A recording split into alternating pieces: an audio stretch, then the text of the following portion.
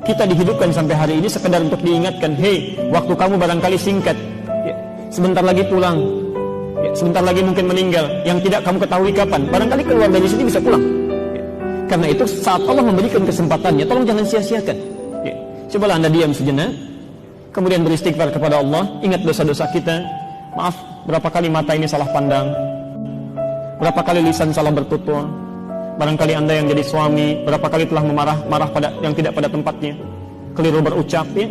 Ibu yang jadi istri, berapa kali wajahnya tidak menyenangkan, ya, pikiran yang buruk terhadap suaminya, pada anaknya, pada tetangganya.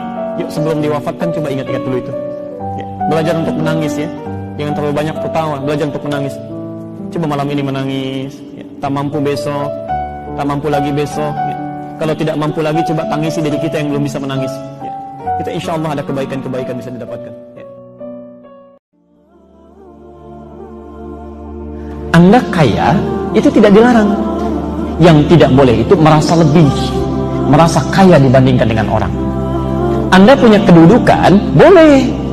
Justru dengan kedudukan itu bisa membuat kebijakan-kebijakan yang baik, punya dampak ibadah. Bisa, Pak, Bu.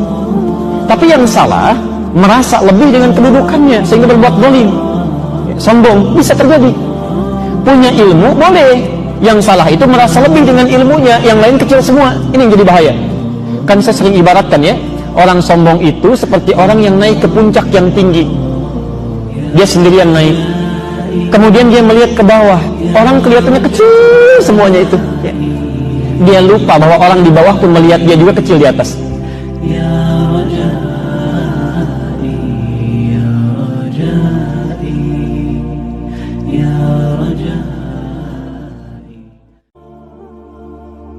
Anda kaya, itu tidak dilarang. Yang tidak boleh itu merasa lebih, merasa kaya dibandingkan dengan orang. Anda punya kedudukan, boleh. Justru dengan kedudukan itu bisa membuat kebijakan-kebijakan yang baik, punya dampak ibadah. Bisa, Pak, Bu. Tapi yang salah, merasa lebih dengan kedudukannya, sehingga berbuat zalim, sombong, bisa terjadi. Punya ilmu, boleh. Yang salah itu merasa lebih dengan ilmunya, yang lain kecil semua. Ini yang jadi bahaya. Kan saya sering ibaratkan, ya, orang sombong itu seperti orang yang naik ke puncak yang tinggi. Dia sendirian naik, kemudian dia melihat ke bawah, orang kelihatannya kecil semuanya itu, ya. Dia lupa bahwa orang di bawah pun melihat dia juga kecil di atas.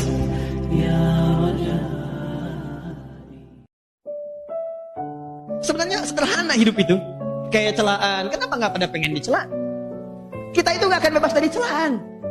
Ya, bayangkan Allah dicela oleh orang kafir, malaikat dicela, Rasul dicela, Nabi dicela, sahabat dicela tuh, tabi'in dicela, imam dicela. Ya antum siapa? Tuhan bukan, malaikat bukan, Rasul bukan, Nabi bukan, sahabat bukan, tabi'in bukan, imam bukan, makmum kadang-kadang. Gak pengen dicela. Nih, saya kasih rumus, ya. Kalau antum dicela sama orang baik, berarti ada yang salah dalam diri kita. Tandanya perbaiki kesalahan itu. Celaan itu cuma dua. Atau yang kedua, antum dicela oleh orang yang tidak baik. Kalau antum dicela oleh orang yang tidak baik, rumusnya antum sedang diakui oleh Allah berubah jadi orang baik. Pertahankan kebaikan itu rumus. Tidak usah marah. Kalau antum dicela oleh orang baik, berarti ada kesalahan, perbaiki. Kalau antum dicela oleh orang yang tidak baik, berarti diakui kebaikan antum melalui lisan orang yang tidak baik. Antum diakui baik, maka ketika itulah pertahankan kebaikan. Di kantor, Anda boleh jadi bos, direktur, tapi di rumah Anda ayah, ada ibu, dan anak Anda tidak pernah menginginkan status pekerjaan Anda. Dia menginginkan status biologis kehidupan. Yang ditunggu itu Anda sebagai ayah, bukan Anda sebagai bos. Anda boleh ngatur orang di kantor, kerjakan ini, kerjakan, tapi saat pulang, anak Anda tidak pernah memanggil keluar Anda. Waalaikum bos, pulang ya. Oh, ada. Yang mau saya katakan teman-teman, dia butuh ayahnya. Anak kita nunggu, masa gak kita respon? Begitu sampai depan main, ketawa, keringetan macam-macam. Setelah ketawa macam-macam, ayo bobo yuk, bobo. Enak, jadi wajah saat tidur tenang, gitu kita lihat. Kita berdoa, ya Allah, muliakan anak saya, ya Allah. Jangan pisahkan kami di surga, ya Allah. Jangan pisahkan di akhirat, ya Allah. Engkau pertemukan dia dengan saya di dunia, abadikan kami di akhirat. Coba Anda bangun malam hari, lihat istri Anda, anak Anda. Atau ibu bangun malam, lihat anak-anak. Dan coba tanyakan pada diri Anda, ketemu nggak dengan mereka di surga? Saya kira orang seperti kita yang dulu pernah masa-masa kelam, pernah nggak stabil emosinya. Saya kira semua kita pernah ngalamin masa ketika kita benar-benar menyakiti perasaan ayah dan ibu kita. Kita buang semua jasa mereka. Lalu kita mengatakan kalimat-kalimat yang seolah-olah kita adalah anak yang tidak pernah mendapatkan kebaikan dari orang tua kita. Ayah kita diam ketika dimarahi oleh kita, dan dia tidak pernah mengatakan, dulu kamu pernah seperti ini tapi saya sabar. Dulu saya habis-habisan berkorban untuk kamu. Saya korbankan semuanya. Saya siang malam mencari nafkah untuk kamu. Ayah kita tidak pernah mengatakan itu di hadapan kita. Dia tetap sabar, menanggung semua ucapan-ucapan dan bentakan dari anaknya. Apalagi ibu kita. Dia mengandung kita 9 bulan dalam kepayahan. Gak bisa duduk, gak bisa tidur, gak bisa berdiri, jalan kemana-mana berat. Apakah hanya untuk melahirkan seorang anak yang congkak, sombong, yang kemudian membentak ibunya?